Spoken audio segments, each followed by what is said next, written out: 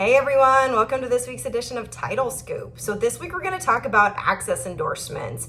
And these are requested on a large majority of commercial transactions, so they're pretty common. And honestly, once you kind of get the idea behind them, they're pretty easy to determine whether we can issue or not.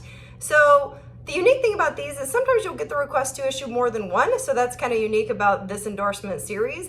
And they do provide a little bit different coverage, and so that's why.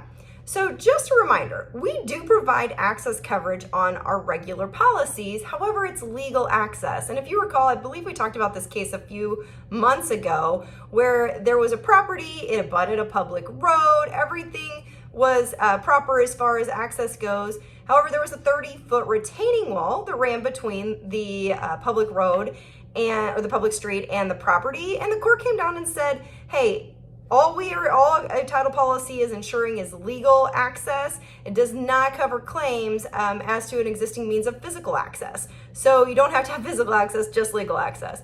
So that's why you might get the request to issue one or more of these endorsements. So the first one is the Alta 17-06, and that's access and entry. Now this endorsement, like the other three actually, are all available for owners and loan policies.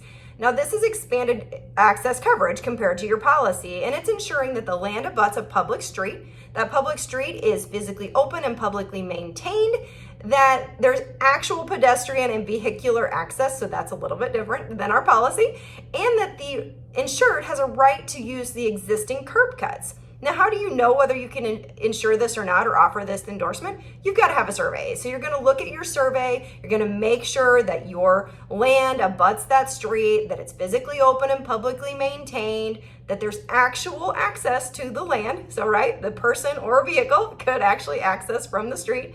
And that the land, the one thing that I would say is make sure there's improvements on it. If you get a request for this without improvements, it's unimproved land, give your underwriter a call because we may need to get additional information or we may not be able to issue it at all. That actually goes for all three of these. If you get an unimproved land request on these endorsements, give your underwriter a call because it's going to be a little bit different. Now, the next one is the Alta 17.1, and that's indirect access and entry, similar to what we're covering on the 17, except that we're doing access via an easement. So we've got to have an easement, and that's going to provide access to the named street. That street's going to be publicly open and maintained. There's going to be curb cuts that the insured has the right to use. And then there's actual physical, vehicular, and pedestrian access. All right, so what are you going to do with this? Well, you're still going to look at the survey. You're going to want to make sure that there's that the property does abut the public street with the use of an easement, right? So you want to make sure that easement is there and the easement abuts and provides that pedestrian access, vehicular access. Again, that street needs to be open and publicly maintained, and the curb cuts that are along the easement provide actual access to the land from the street. So we're going to look at those. The other thing that's a little different about this one is title to the easement that's providing access to the public road has to be searched. So that's a little bit different. And again, if you've got questions on that, give us a call and we can certainly help you with it. Now, the last one is the 17.2, and that's the utility access. And this is a little bit different. If you look at the actual form, you're going to see a variety of different utilities and services that you can check mark. There's also open options, so you could put different utilities if there's something specific they want. And when you get this request, the best thing to do is ask them exactly what utilities they're wanting coverage on so that you're not just looking at all of them. And once you've got that, then you're going to analyze each utility or service to make sure we can actually check the box and provide the endorsement. So once you've got that list, you're going to want to confirm there's access to the specified utility or service. Now, most of the time you're going to do that with a survey. You're going to be able to look at your survey. If you've got an Alta survey, it's going to be pretty specific. You can see where the utilities are. You're going to be able to see whether there's access through an easement or right of way or something like that. And if there's not, we've probably got a problem and you're going to want to call your underwriter.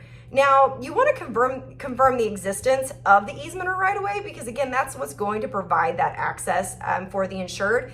But remember, the one thing that's a little bit interesting about this is we're not actually ensuring that these lines or these services are actually hooked up. We are just saying that they have the right to access them, okay?